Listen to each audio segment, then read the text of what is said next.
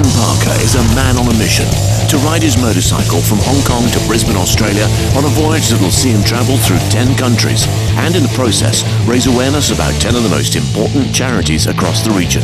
It's an adventure that'll test his limits during a trip that'll be exciting, dangerous, eye-opening and always breathtaking. Join him each week as he travels wheel to wheel.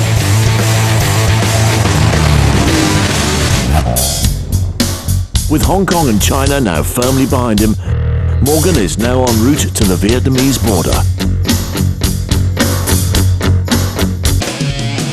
Welcome to Motorbike Heaven, Vietnam.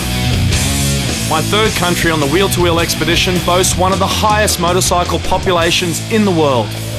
It was also my first real experience of dealing with chaotic traffic. A delightful, death-defying dance. You bump fenders, you keep going. You take someone out, you keep going. You see blood, you close your eyes and move on.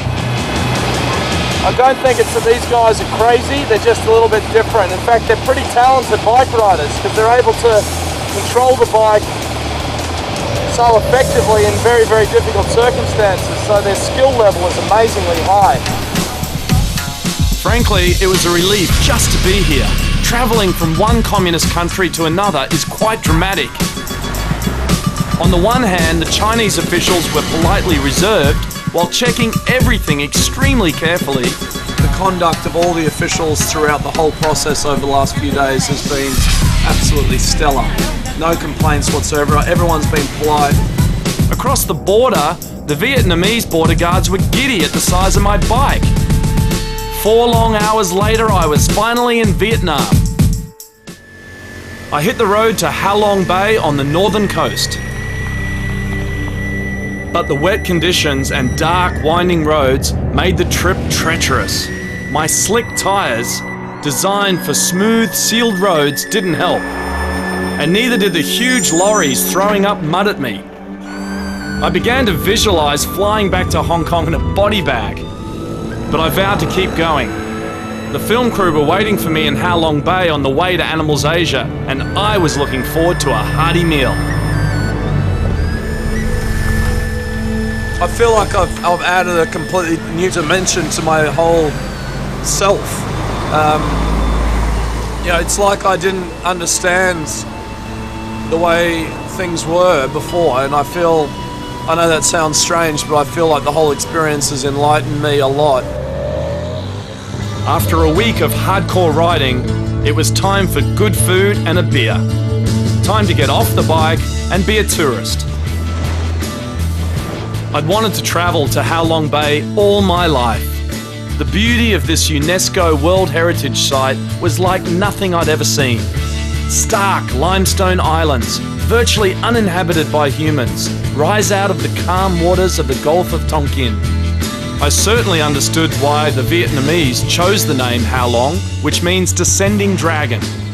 It is kind of cool to have these misty, wintry conditions. It really adds to the whole theatre of this cauldron that we're in amongst these limestone peaks. Joining me on this part of the expedition was Pete Murray, a long-term resident of Vietnam and a professional fixer. He's the man I had to thank for getting my bike and I across the border. I don't think anyone realises how many ministry departments and different officialdom areas have to be gone into to get this stuff to happen. I mean, you've got police permits, Ministry of Transportation, the Vice Minister signed your documents, the Ministry of Foreign Affairs, Foreign Press Centre are responsible for sponsoring your presence here. It's all, absolutely a first time. Our boat took us around just a fraction of the thousands of small and large outcroppings in this shallow bay. Each island is unique and contains its own ecosystem, from tropical forests to caves to coral reefs. With the help of several marine protection programs, Ha Long Bay has become a hotspot for conservation. But like any popular tourist destination, it struggles to cope with overdevelopment. As I admired the strange but beautiful landscape, I wondered how this environment could ever survive the inescapable impact of humans. My first week on the road changed me in ways I was only beginning to understand. The monumental experiences and challenges evoked a time-lapse feeling, as if I'd closed my eyes for a second and woken up many years later.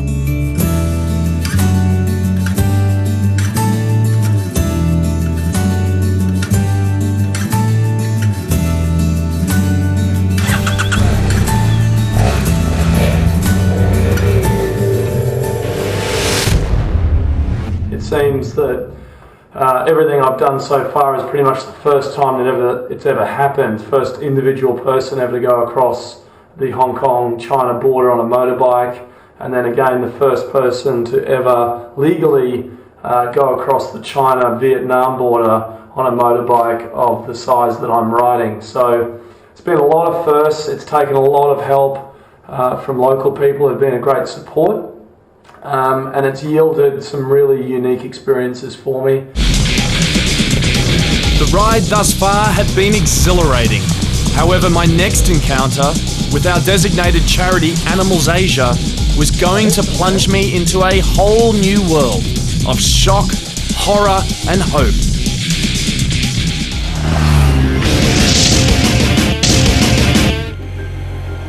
I rode down a quiet country road a few hours outside of Hanoi to the Tam Dao National Park. I was going to start my journey at the happy ending, the bear sanctuary operated by Animals Asia. Here, in a beautiful forested valley, Asiatic black bears that were once caged and tortured for their bile live out their days doing what normal bears do: eating, sleeping, and playing. Now entering a semi-natural enclosure, which is 2,500 square meters. In this enclosure we hold 21 bears, and every day around 9 o'clock we let them outside. Our team has just set up food and enrichment for the bears, and they'll spend the whole day outside foraging for food, playing with the toys we've given them. After Anna Marie and I got safely out of the way, the bears were released and quickly took over the enclosure. In an instant, I could see how healthy and engaged they were. Anna Marie explained how the staff created different challenges for the bears every day to mimic their life in the wild. What sort of interaction do the bears have whilst they're in this enclosure?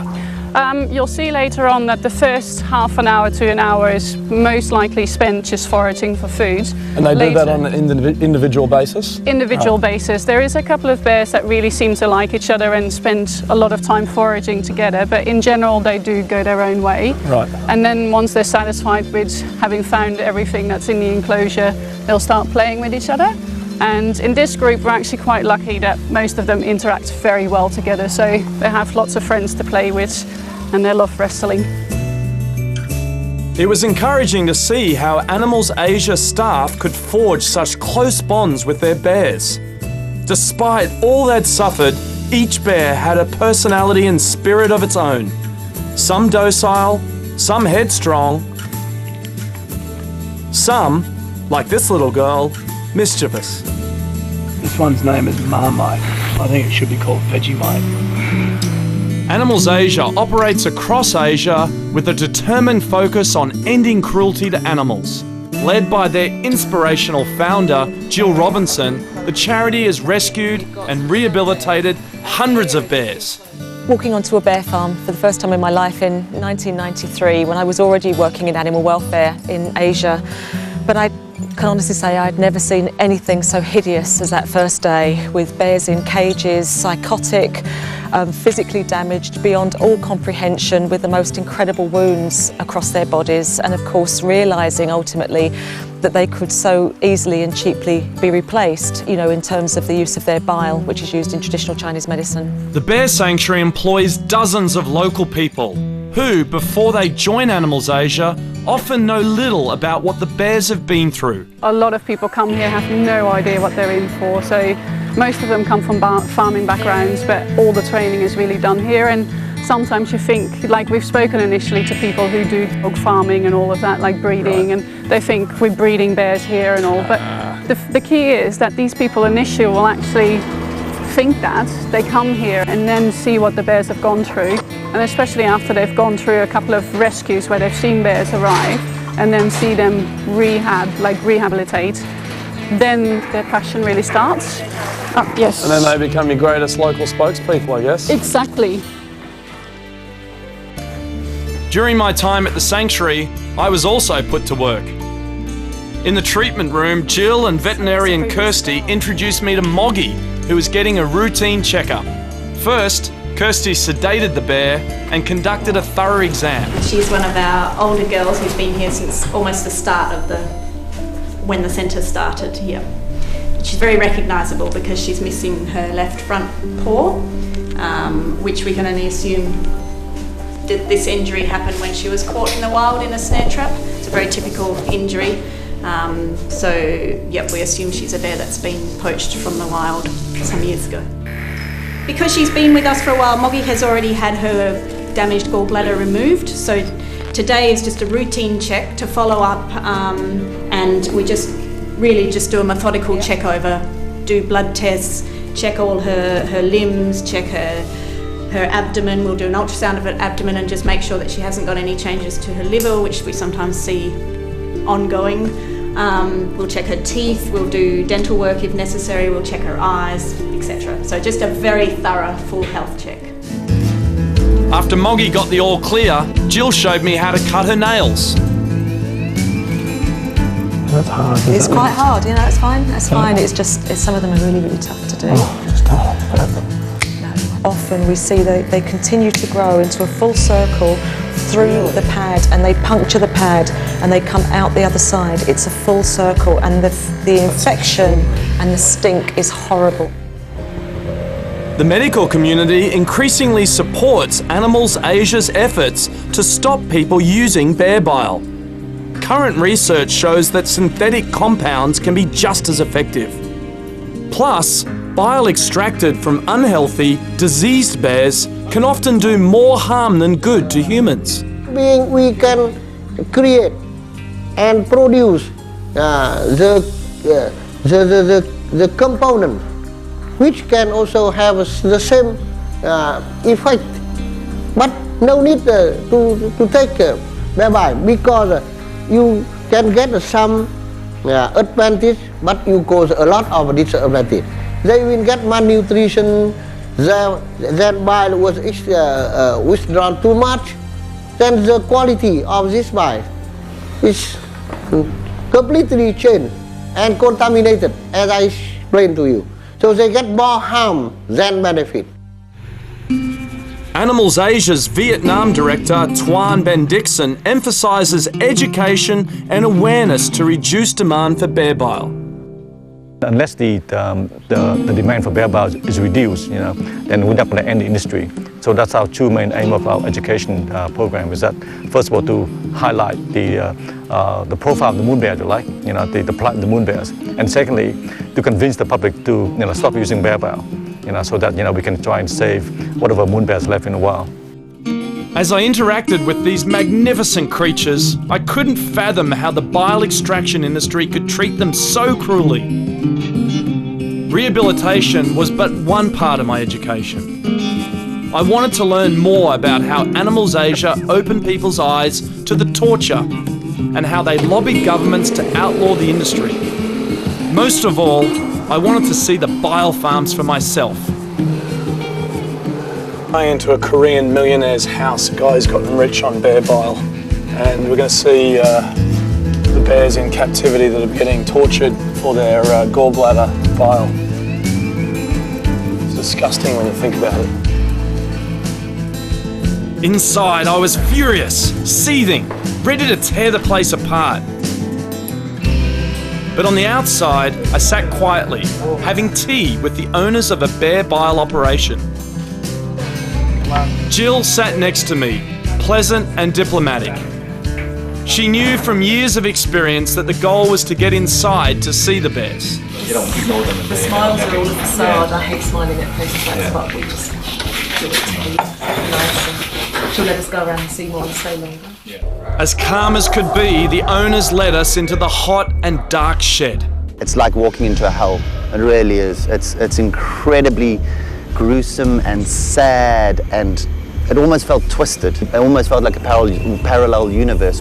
The place reeked of urine, feces, vomit, and fear. This one's wild caught, it's missing its front left.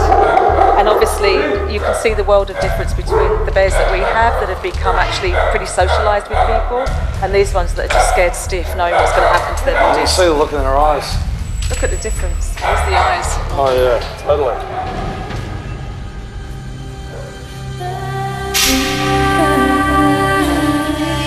I'd read about it, talked to people, done my research, but nothing could have prepared me for walking into that godforsaken place. It was overwhelming. Simply overwhelming. Believe me, when you're here seeing this, it is absolutely possible to see the stress these bears are under. Anxious, nervous, depressed, all at the same time.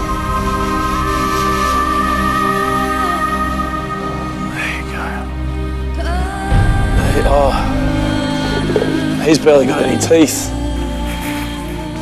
Absolute, total exploitation of another creature. There's 21 bears in this facility. This woman usually has more in here, but she's saying that she can't afford to keep them. Can't afford to feed them. So when we asked her what had happened to the other bears that she had here previously, she just said she gave them away to other people so that they could extract the bile from them.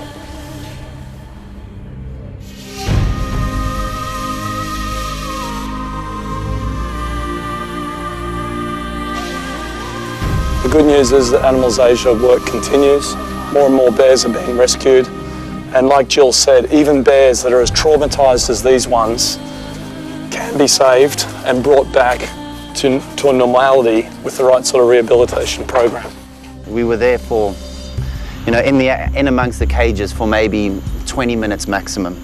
And to feel that what we saw in those 20 minutes, those bears are there 24/7 for 20 years. I mean, it was incredibly sad, really incredibly sad. I had one last stop to make. To complete the circle, I needed to get my hands on the end product. We've seen where the bears are kept and where the bile gets extracted. We're going to now try and find out where the bile gets sold. Oh, here we go. We got some bears.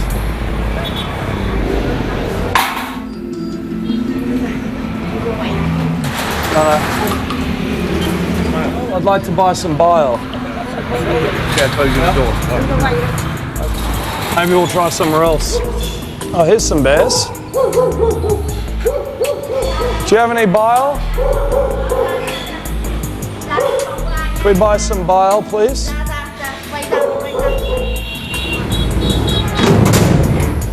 What's this? This is bear bile. So this is it. Do I just drink?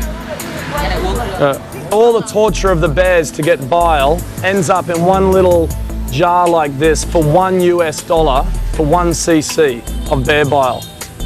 So the bears we've seen getting extracted, beating their head against the cage, beside themselves with stress, physically ill and eventually dying because of this, ends up here in a bottle.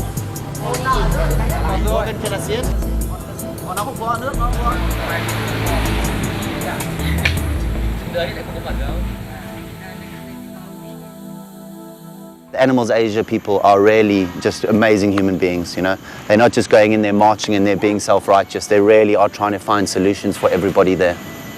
The farmers, their family, the bears, everybody concerned. We just love getting them from the position where they have no hope on these farms and they're so badly hurt, to getting them out into the enclosures. But what we can achieve from these rescue centres is the most amazing research programmes in terms of understanding the pathology, getting that information out there in papers, convincing the government, Chinese doctors, Vietnamese doctors, academics, the general public, that bear farming is the most hideous and unnecessary programme, I think, in the history of the planet. I actually see a lot of changes in the way the government first of all, introducing new law to help the bears and other wildlife. And secondly, they're starting to do a bit more law enforcement, although not to the level that we expect them to do. But overall, there is a definitely change there. And as you can see that, more bear farms are being forced to follow the regulation, and they're actually willing to confiscate more bear from the wildlife trade than before. There's no way we're going to give up on this until the very last bear farm has closed. It's what Animals Asia was begun for, and we have a lifelong commitment to achieving that. And I think in my lifetime we're going to do just that. It's been a privilege to be here with Jill Robinson and to see the incredibly thoughtful, passionate and intelligent way they're tackling this issue of the illegal milking of bile in Vietnam. There's 71 rescued bears here, all with brilliant personality, and I just feel that I really understand the gravity of this situation. There's still 3,000 bears out there being illegally milked. So support Animals Asia. This is a real issue, and it's amazing the work that this group is doing. I was back on the bike with mixed emotions. I'd seen a lot of pain and abuse, but the work of Animals Asia inspires me and fuels my passion to go on. To prepare myself for the coming miles, I needed to devote some serious attention to my bike. So I found a street in Hanoi full of garages and friendly grease monkeys ready to help out.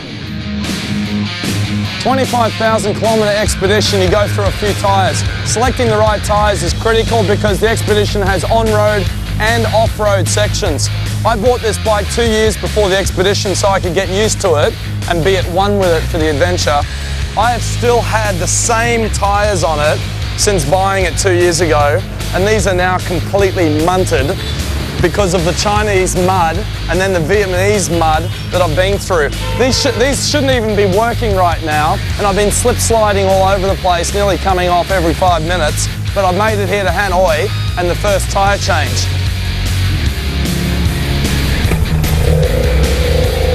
Despite being a solo expedition, I could never have been here without the support of my family. In Hanoi, I received a surprise visit from Lavina and Aria. They flew down to Vietnam just to spend 1 day with me. It was the first time I'd seen Aria since I'd left Hong Kong, so it was great to have her with me.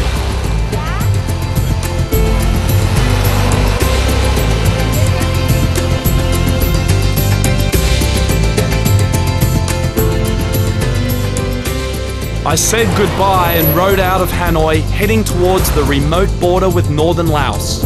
It didn't take long to escape the chaos of a million motorbikes. I'm now in rural Vietnam in Mai Chau. It's taken a couple of hours to get here from Hanoi, and I'm starting to see the beauty of this country.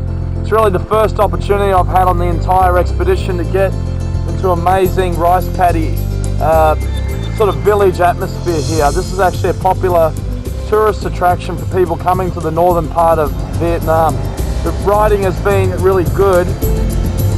Of course, I'm keeping my perfect record of having rain on every single riding day of the entire expedition, which makes visibility a bit hard. But anyway, things are getting better. We're a couple of hours away from the Laos border and looking forward to seeing what it's like on the other side. My experience in Vietnam left me with some enormously emotional memories, shaping and changing me like nothing I'd ever experienced before. At my next destination in remote Laos, I was going to open a brand new school, another sanctuary for those in need. Next week, Morgan experiences Hell Day, the toughest ride of his life. Join him as he journeys through Laos in what will prove to be the most action-packed and hair-raising episode of Wheel to Wheel yet.